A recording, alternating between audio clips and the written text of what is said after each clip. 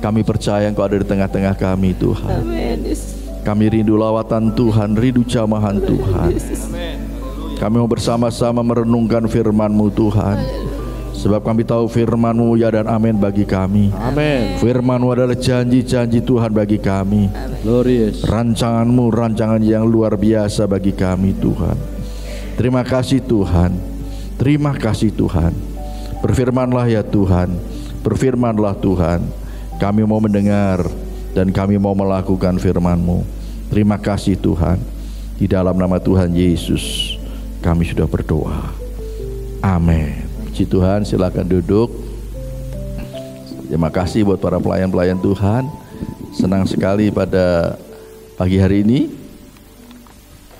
kita bisa bersama-sama merenungkan firman Tuhan. Puji Tuhan ya. Kita rindu supaya kita terus dipenuhi dengan Roh Kudus, dipenuhi juga dengan firman Tuhan.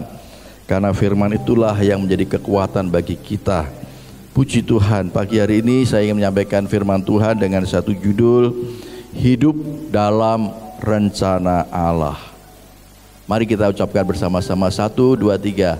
Hidup dalam rencana Allah. Ya, hidup dalam rencana Tuhan. Puji Tuhan. Saya percaya saudara, kalau kita hidup dalam rencana Tuhan, pasti sesuatu yang indah rencana Tuhan bagi kita. Haleluya.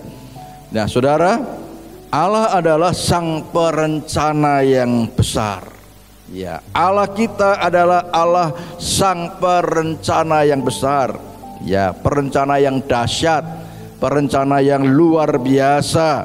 Saudara, Allah kita adalah sang perencana yang merencanakan sesuatu yang sangat-sangat besar. Nah, saudara, rencana Allah itu jauh-jauh sebelumnya sudah dinubuatkan oleh para nabi. Luar biasa ya.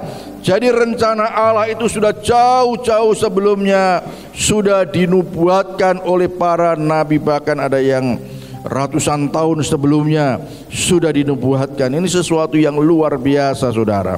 Nah, saya membagi menjadi 5 bagian di dalam khotbah saya pada pagi hari ini. Yang pertama yaitu rencana penciptaannya. Ya, rencana penciptaannya. Mari kita membaca di dalam Kejadian pasal 1 ayat 26 dan 27. Ya, Kejadian pasal 1 ayat 26 dan 27.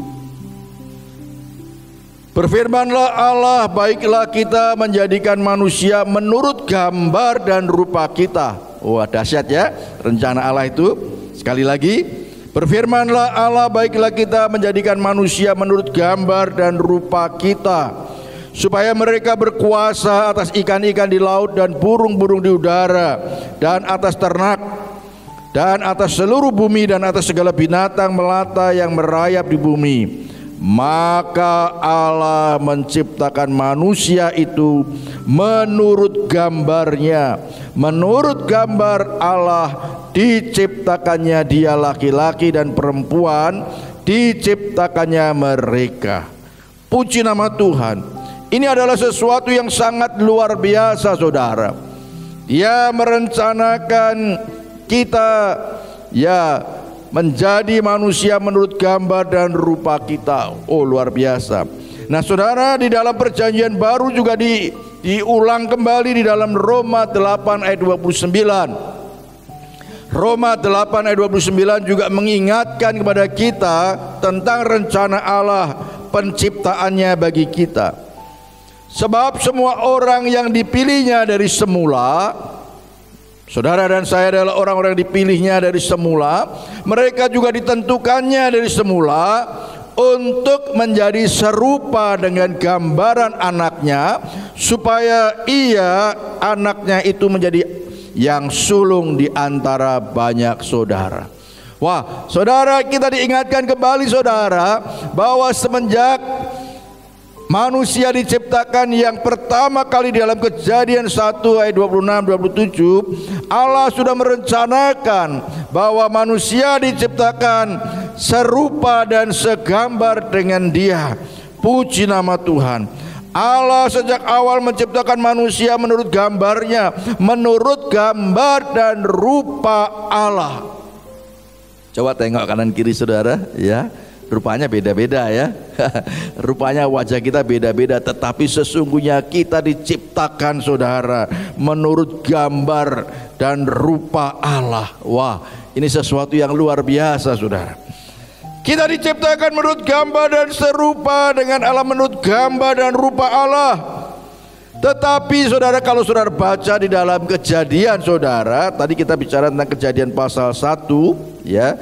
Ada seorang hamba Tuhan katakan sebenarnya Alkitab itu ya, Kejadian pasal 1 dan pasal 2 inilah yang luar biasanya, di mana belum ada dosa di dalamnya.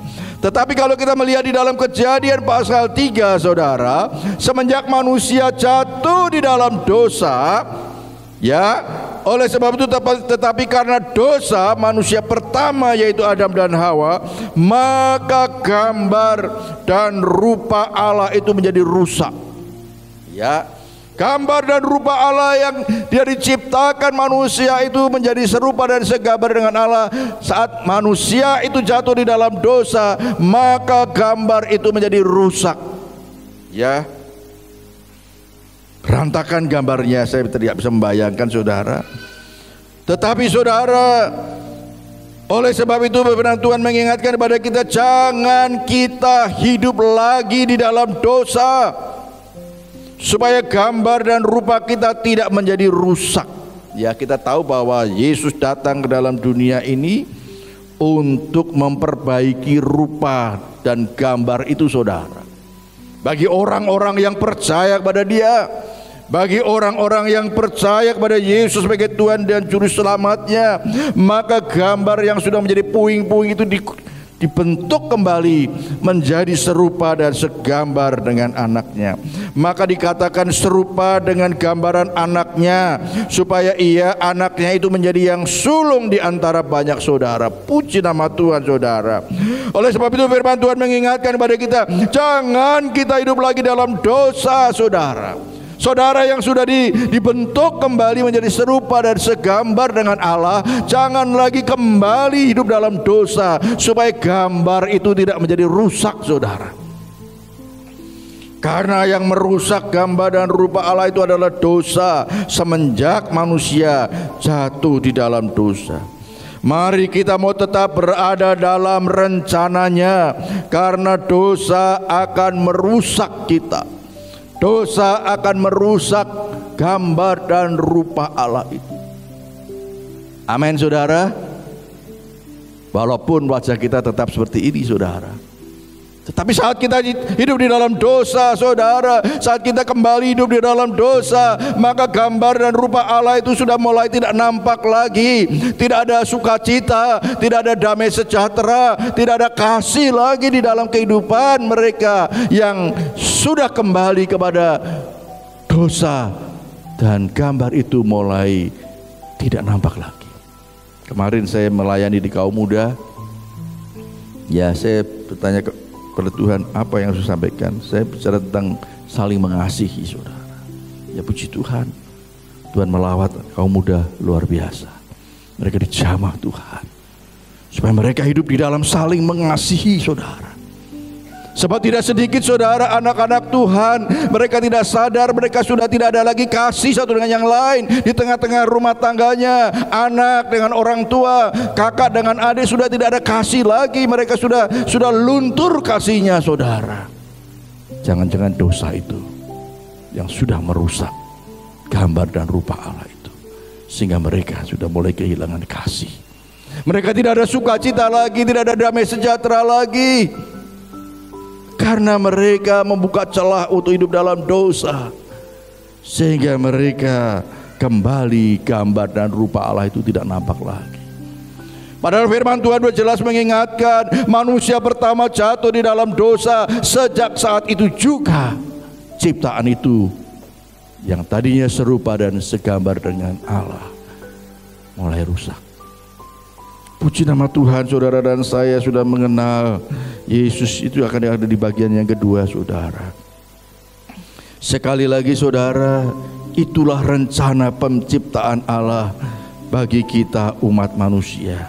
Kita tahu, kita pegang benar-benar bahwa dosa itulah yang sudah merusak gambar dan rupa Allah yang diciptakan bagi kita. Oleh sebab itu jangan kita kembali kepada hidup dalam dosa, saudara. Supaya apa? Supaya gambar dan rupa Allah itu semakin nyata di dalam kehidupan kita. Kasih-Nya semakin nyata, sukacitanya, damai sejahteranya semakin nyata di dalam kehidupan kita. Amin, saudara. Haleluya. Coba tengok kanan kiri, saudara.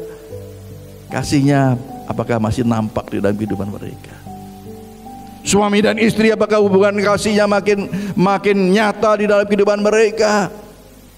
Ya, haleluya.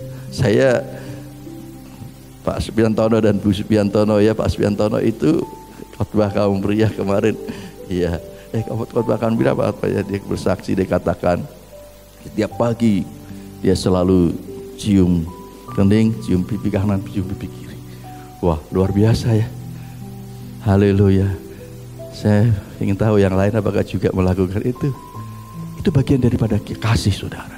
Itu bagian dari kasih yang terus kita bentuk di dalam rumah tangga kita, di dalam keluarga kita. Tidak akan membuka celah supaya iblis tidak mencuri kasih itu. Dan saya senang sekali kemudian istrinya juga membalas. Waduh, indah sekali, saudara. Indah sekali. Praktekkan ya. Praktekkan yang belum praktekkan. Supaya apa? Kasih itu akan makin nyata di dalam kehidupan kita. Dari rumah tangga kita dulu. Haleluya, indah sekali, saudara. Puji nama Tuhan. Bersyukurlah, saudara, kalau saudara masih ada suami istri, saudara. Mari tunjukkan kepada dunia bahwa saudara dan saya adalah serupa dan segambar dengan Tuhan. Puji nama Tuhan. Bagian yang kedua, kalau tadi kita berbicara tentang rencana penciptaannya, mari kita akan melihat rencana penyelamatannya. Ya, rencana penyelamatan Tuhan. Di dalam Kejadian pasal 3 ayat 15, Kejadian pasal 3 ayat 15, di sana dikatakan, aku akan mengadakan permusuhan antara engkau dan perempuan ini. Ya, ini adalah nubuatan tentang Allah yang mau menyelamatkan manusia. Aku akan mengadakan permusuhan antara engkau dan perempuan ini, antara keturunanmu dan keturunannya. Keturunannya akan meremukkan kepalamu dan engkau akan meremukkan tumitnya.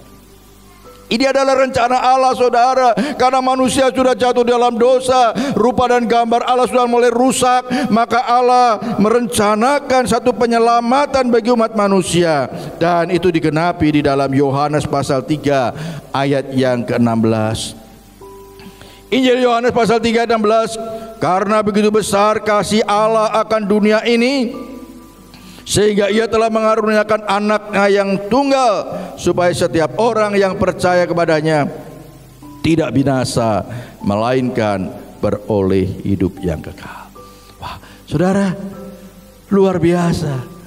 Allah tidak mau manusia binasa karena dosa. Ya, slide-nya boleh ditampilkan. Allah tidak mau manusia akan binasa karena dosa, karena perbuatannya, karena dosa yang sudah dilakukan. Allah tidak mau, sehingga hanya Dia sendiri yang dapat menyelamatkan manusia. Tidak ada cara lain, saudara. Hanya Dia sendiri yang dapat menyelamatkan manusia. Kita tahu bahwa manusia dengan berusaha dengan berbagai macam cara ingin menyelamatkan dirinya, ingin kembali menjadi serupa dengan segambar dengan Allah, tetapi itu adalah sia-sia. Inisiatif Allah sendiri untuk turun ke dunia menyelamatkan manusia, merebut manusia dari kuasa iblis, merebut manusia dari kuasa dosa. Kita tahu bukan bahwa manusia jatuh dalam dosa karena rayuan daripada sang ular atau iblis, saudara. Dan Tuhan punya inisiatif sendiri untuk menyelamatkan manusia. Karena manusia tidak dapat menyelamatkan dirinya, karena manusia tidak ada cara lain, sehingga Dia harus turun ke dalam dunia, yaitu Yesus Kristus yang datang ke dalam dunia dan merebut dari kuasa-kuasa iblis, sehingga kembali kepada kuasa Tuhan. Puji nama Tuhan. Saudara dan saya yang percaya kepada Yesus Kristus, tadi dikatakan di dalam Roma 8 ayat yang ke-29 tadi dikatakan kita kembali dibentuk menjadi serupa dan segambar dengan Allah. Ini sesuatu yang sangat indah saudara. Karena dosa sudah merusak, dosa sudah membuat gambar dan rupa Allah tidak nampak lagi, tidak ada kasih lagi, tidak ada sukacita lagi, tidak ada damai sejahtera. Tetapi kita bersyukur saudara, mereka yang percaya bahwa Yesus sebagai Tuhan dan Juru Selamatnya, mereka dipulihkan kembali. Dipulihkan kembali. Gambar itu dipulihkan kembali saudara. Oleh sebab itu sekali lagi saya katakan, jangan kita kembali kepada dosa. Ingat bahwa dosa itu merusak gambar dan rupa Allah yang ada di dalam diri kita. Kita mau terus berada di dalam rencana Tuhan. Kita sudah direbut saudara dari kuasa iblis saudara. Kita sudah dibebaskan dari cengkraman kuasa dosa. Jangan kita mau kembali lagi kepada dosa. Biar rupa dan gambar Allah itu semakin nyata, semakin nampak di dalam kehidupan kita, melalui kehidupan kita sehari-hari. Kasih-Nya semakin bertambah, sukacita Allah semakin bertambah, damai sejahtera Allah melimpah di dalam kehidupan kita. Puji nama Tuhan. Nah saudara, tentunya Allah menyelamatkan kita, membuat satu rencana penyelamatan. Bukan hanya berhenti sampai di situ saja, bukan hanya terus kemudian berhenti, tetapi ada kelanjutan, ada rencana Allah yang lebih dahsyat lagi bagi umat pilihannya. Yang ketiga yaitu rencana menjadikan kawan sekerjanya. Wah, luar biasa. Rencana Allah adalah selanjutnya menjadikan saudara dan saya, umat yang sudah dipilih oleh Tuhan, supaya apa? Supaya kita menjadi kawan sekerja Allah. Puji nama Tuhan. 1 Korintus pasal 3 ayat 9. 1 Korintus pasal 3 ayat 9 di sana dikatakan, karena kami adalah kawan sekerja Allah. Katakan kanan kiri saudara, kamu ini kawan sekerja Allah, ya. Katakan kanan kiri saudara, kamu ini kawan sekerja Allah. Suami istri yang mesra ya. Katakan kamu ini kawan sekerja Allah. Puji nama Tuhan. Haleluya. Kita adalah kawan sekerja Allah saudara. Karena kami adalah kawan sekerja Allah, kamu adalah ladang Allah, bangunan Allah. Puji nama Tuhan. Oleh sebab itu di dalam 1 Petrus pasal 5 ayat 2, 1 Petrus pasal 5 ayat 2 di sana dikatakan, gembalakanlah kawanan domba Allah yang ada padamu. Sekali lagi, gembalakanlah kawanan domba Allah yang ada padamu. Jangan dengan paksa, tetapi dengan sukarela, sesuai dengan kehendak Allah. Dan jangan karena mau mencari keuntungan, tetapi dengan pengabdian diri. Saudara dan saya di dalam dibawa kepada rencana Allah, yaitu untuk menjadi kawan sekerja Allah. Kawan sekerja Allah, kawan sekerja Allah, dan menggembalakan orang-orang yang dipercayakan kepada kita. Ya saudara pikir, wah saya kan bukan pendeta, saya bukan gembala. Oh tidak saudara, siapapun saudara, saudara adalah kawan sekerja Allah. Tuhan mau pakai saudara untuk menggembalakan domba-domba yang dipercayakan kepada saudara. Mungkin saudara ya, keluarga kita, saudara sebagai bapak ya, membawa istri dan anak-anak, saudara mungkin sebagai ketua KKA, saudara sebagai pelayan sekolah minggu, apapun saudara, Tuhan mau pakai saudara, Tuhan mau pakai kita untuk menjadi kawan sekerja Allah. Puji Tuhan, luar biasa. Siapapun yang Tuhan percayakan kepada kita, Tuhan perintahkan, gembalakanlah mereka, gembalakanlah domba-dombaku. Artinya ajar mereka, beri teladan kepada mereka, beri contoh kepada mereka, supaya mereka bisa melihat kehidupan kita, supaya mereka bisa merasakan kebaikan kita, bisa merasakan kasih kita, sukacita kita, damai sejahtera yang mengalir melalui kehidupan kita. Tuhan mau saudara, walaupun mungkin saudara bukan sebagai gembala sidang, walaupun mungkin saudara bukan sebagai seorang pendeta, tetapi Tuhan mempercayakan pada saudara. Setiap kita umat yang sudah dipilih oleh Tuhan, gembalakanlah domba-dombaku. Beri contoh yang baik mereka, beri contoh yang baik melalui perkataan kita, tindakan kita. Tuhan mau saudara, itu adalah bagian daripada pengembalaan yang kita lakukan saudara. Terlebih bagi saudara yang dipercaya sebagai guru-guru sekolah minggu, sebagai pemimpin komsel saudara, Tuhan mau supaya kita menjadi gembala yang dipercayakan domba-domba Allah bagi kita. Ingat bahwa kita sudah dipilih Tuhan dan diselamatkan. Tuhan sedang mencari kawan sekerjanya yang mau dipakai Tuhan.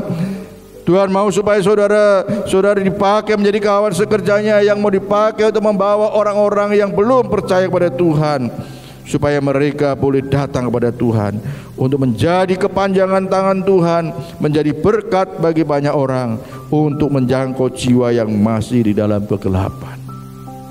Saudara, bagaimana kita bisa menjadi gembala yang baik kalau di dalam rumah tangga kita sendiri belum tidak harmonis, tidak ada kerukunan, tidak ada kesatuan di dalam rumah tangga kita. Saudara, ingat bahwa Tuhan sedang mencari kawan sekerjanya. Melalui kehidupan saudara dan saya menjadi teladan yang baik bagi lingkungan kita, menjadi teladan yang baik bagi sepelayanan kita. Saudara, Tuhan mau memakai saudara. Mari saudara ingat bahwa saudara adalah kawan sekerjanya. Puji nama Tuhan.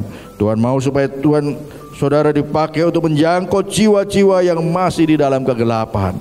Ya, bagaimana kita bisa menjangkau jiwa-jiwa yang masih di dalam kegelapan kalau kehidupan kita sendiri, rumah tangga kita sendiri, ya, tidak ada kerukunan, tidak ada keharmonisan, saudara. Tuhan mau. Percayalah bahwa Roh Kudus diberikan kepada kita supaya kita bisa saling mengasihi, supaya kita bisa saling membangun, supaya sukacita kita semakin dipenuhi dalam kehidupan kita.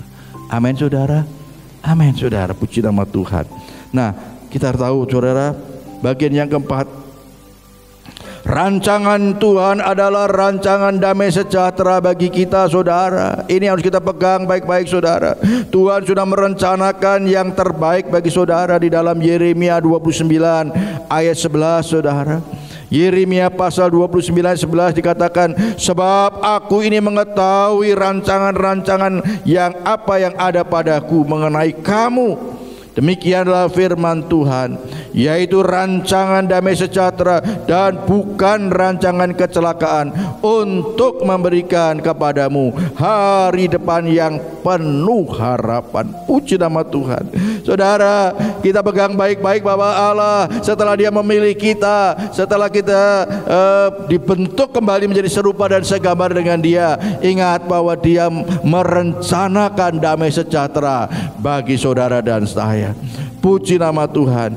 Tuhan sudah merencanakan damai sejahtera bagi kita saudara. Dia tidak pernah merencanakan kecelakaan bagi saudara dan saya. Rencana Allah bagi kita adalah hari depan yang penuh harapan. Nah saudara, kalau Tuhan yang merencanakan pasti sempurna bagi kita. Amin saudara. Amin. Kalau Tuhan yang merencanakan bagi kita, pasti rencananya sempurna bagi kita saudara.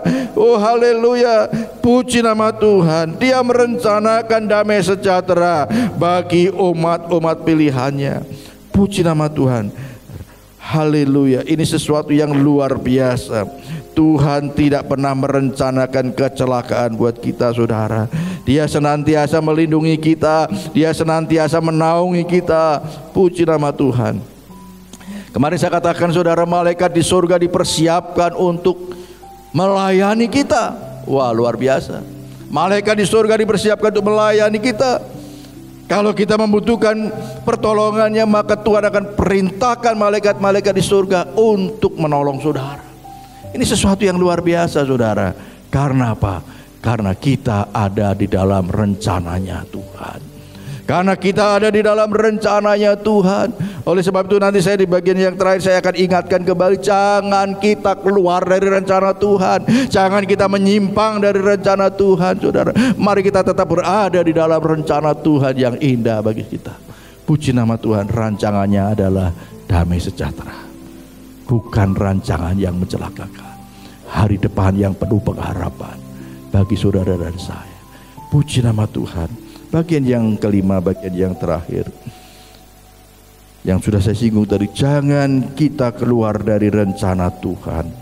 Jangan kita keluar dari rencana Tuhan, saudara, karena kita tahu bahwa rencananya adalah rencana damai sejahtera bagi kita, hari depan yang penuh pengharapan. Oleh sebab itu jangan kita keluar, jangan kita menyimpang dari rencana Tuhan.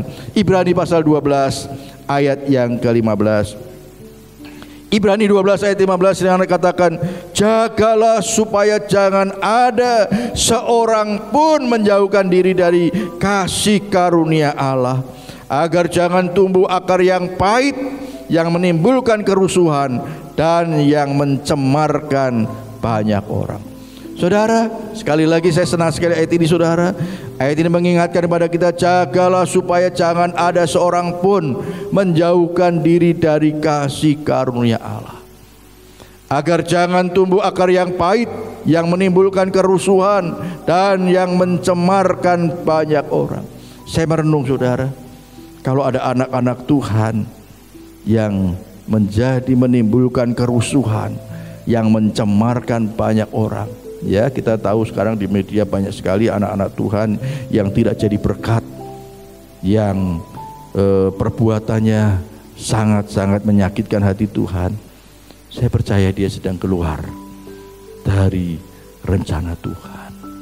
Dia sedang menjauh dari kasih karunia Tuhan. Dia sedang keluar dari rencana Tuhan. Sebab kita tahu kalau dia ada dalam rencana Tuhan, tidak akan mungkin dia melakukan seperti itu.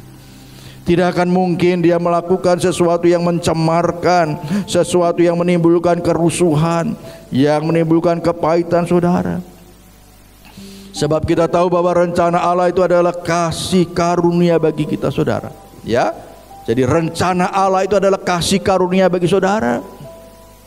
Suatu kali saya ke dokter rehabilitasi medik, saudara. Saya sedang terapi waktu itu. Ini rupanya dokter ini ya sangat fanatik ya, seberang. Saya ditanya, Bapak agamanya apa? Saya Kristen, Pak. Saya pendeta, saya bilang. Oh ya. Dia cerita katanya kalau penyakit yang tidak bisa disembuhkan itu menurut mereka ya, penyakit yang tidak bisa disembuhkan itu adalah penyakit tua. Hah? Saya kok kaget, penyakit tua, Pak? Iya, penyakit tua itu nggak bisa disembuhkan. Kalau saya, menurut saya, tua itu bukan penyakit. Tua itu adalah anugerah. Tua itu adalah kasih karunia buat kita. Saudara, kenapa saya katakan begitu? Ternyata tidak semua orang mengalami tua. Ada yang umur 30 sudah dipanggil Tuhan, umur 40 sudah dipanggil Tuhan. Jadi kalau kita bisa sampai tua, itu adalah anugerah Tuhan. Itu adalah kasih karunia Tuhan. Amin ya Pak Pranoto ya. Ini kasih karunia Tuhan. Kita bisa sampai usia segini dan dalam keadaan baik, dalam keadaan sehat, masih bisa melayani Tuhan. Ya, dokter ini juga bingung juga ya. Menurut mereka, pengajaran mereka, tua itu adalah satu penyakit yang tidak bisa disembuhkan. Kalau menurut kita, itu adalah kasih karunia ya. Itu adalah anugerah Tuhan. Tidak semua orang akan mengalami tua, tapi kita pernah mengalami muda kan gitu kan. Jadi bersyukurlah saudara yang tua. Amin. Beri kemuliaan buat Tuhan. Haleluya. Haleluya, bersyukur kita bisa lanjut ya. Ya, puji Tuhan, saya bisa sampai umur 67 ini karena kasih karunia Tuhan. Ya, belum tentu semua orang bisa ya mengalami sampai usia segitu. Ya, Pak Pranoto bisa sampai 80 lebih, Bu Karmiati, itu kasih karunia Tuhan. Belum tentu saya bisa mencapai usia segitu. Ya, puji Tuhan. Oleh sebab itu nikmati dan syukuri saja ya. Haleluya, itu sesuatu yang sangat indah. Ada lagi nikmati dan syukuri dan jalani saja. Haleluya, indah sekali ya. Puji nama Tuhan, saudara. Nah, sekali lagi saudara, rencana Allah itu yang besar tadi, yang dahsyat tadi, itu adalah merupakan kasih karunia bagi kita, saudara. Bagi kita orang-orang yang percaya kepada Tuhan, itu adalah kasih karunia. Puji nama Tuhan. Oleh sebab itu saudara, jangan kita keluar atau menjauh atau menyimpang dari kasih karunia-Nya ya, supaya apa? Supaya saudara kita tidak tumbuh akar pahit, supaya tidak menimbulkan kerusuhan, tidak mencemarkan banyak orang, saudara. Jangan kita keluar dari kasih karunia Tuhan. Tadi sudah saya katakan saudara, rencana Allah itu adalah kasih karunia Tuhan.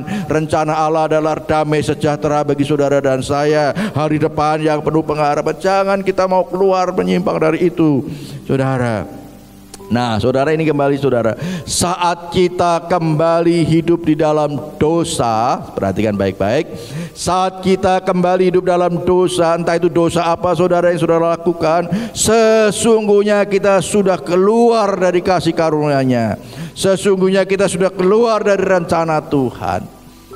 Jadi kalau rupa dan gambar Allah sudah mulai tidak nampak lagi dalam kehidupan kita, itu karena kesalahan kita sendiri saudara, karena perbuatan dosa yang kita lakukan. Puji nama Tuhan. Percayalah saudara bahwa Dia akan bertanggung jawab dalam segala hal, segala keperluan kita selama kita ada dalam dunia ini, saat kita tetap hidup dalam rencananya. Amin saudara. Saat kita tetap hidup dalam rencana Tuhan, kita tetap hidup dalam realnya Tuhan saudara, percayalah Dia akan memenuhi segala kebutuhan kita. Dia akan memperlengkapi, akan menjadi apa yang menjadi kebutuhan kita di dalam dunia ini saudara, karena kita berada di dalam realnya Tuhan. Tetapi kalau kita mulai menyimpang keluar dari kasih karunia Tuhan, hidup di dalam dosa, ya, bahkan menghidupi dosa itu saudara, ya jangan harap lagi kita akan menikmati damai sejahtera sukacita Allah. Kasih mulai luntur, tidak ada sukacita, tidak ada damai sejahtera. Tetapi mari saudara, masih ada kesempatan buat kita. Kalau mungkin saudara mulai menyimpang dari kasih karunia Tuhan, kalau saudara mulai keluar dari kasih karunia Tuhan, mungkin sesuatu hal, baik di dalam keluarga, baik dalam pekerjaan, baik dalam segala hal, saudara mulai keluar dari kasih karunia Tuhan. Selama kita masih bisa bernafas, Tuhan masih memberikan kesempatan kepada kita untuk kita kembali kepada kasih karunia Tuhan. Amin saudara. Untuk kita kembali kepada rencana Tuhan, untuk kita masuk di dalam damai sejahtera Tuhan. Puji nama Tuhan. Biar kiranya firman Tuhan ini akan mendorong kita, membangkitkan kita untuk tetap hidup di dalam Tuhan. Benci dosa, jauh daripada dosa, tetap hidup di dalam kasih karunia Tuhan. Percayalah, damai sejahtera Allah, sukacita Allah disediakan bagi kita, orang-orang yang hidup di dalam rencana Tuhan. Tuhan Yesus berkati kita semua. Mari pemain musik WL Singer boleh maju ke depan.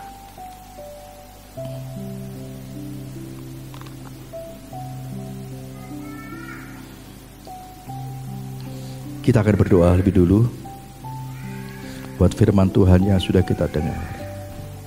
Bapa Surgawi, kami bersyukur, terima kasih. Kami sungguh diingatkan kembali melalui firman-Mu pada pagi hari ini, bahwa Engkau sudah menciptakan kami serupa dan segambar dengan Allah.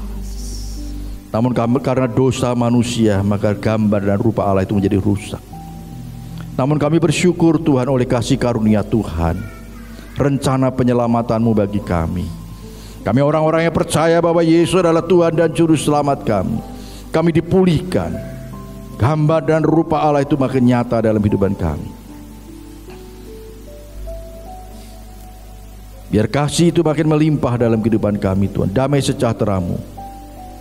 Kami mau tetap ada di dalam rencana Tuhan. Kami mau tetap menjadi dalam rencana Tuhan, untuk dipakai Tuhan menjadi kawan sekerja Tuhan, kawan sekerja Allah untuk menjangkau jiwa-jiwa yang masih dalam kegelapan, untuk kami dipakai menjadi berkat bagi orang lain, menjadi kesaksian yang hidup bagi orang lain, supaya mereka boleh melihat, mereka boleh meneladani kehidupan kami ya Tuhan, melalui perkataan kami, tindakan kami, karena kami sudah dibentuk kembali menjadi serupa dan segambar Allah. Kami mau tetap ada di dalam damai sejahtera Allah, sukacita Allah, sebab kami tahu bahwa rancangan-Mu adalah rancangan damai sejahtera, bukan rancangan yang mencelakakan. Hari depan yang penuh pengharapan bagi kami. Terima kasih Tuhan Yesus. Tuhan, ampuni kami Tuhan, jikalau kami selama ini mungkin mulai menyimpang. Biar kiranya Roh Kudus akan menolong kami untuk kami boleh kembali kepada jalan Tuhan. Terima kasih Tuhan. Di dalam nama Tuhan Yesus kami sudah berdoa. Haleluya. Amin.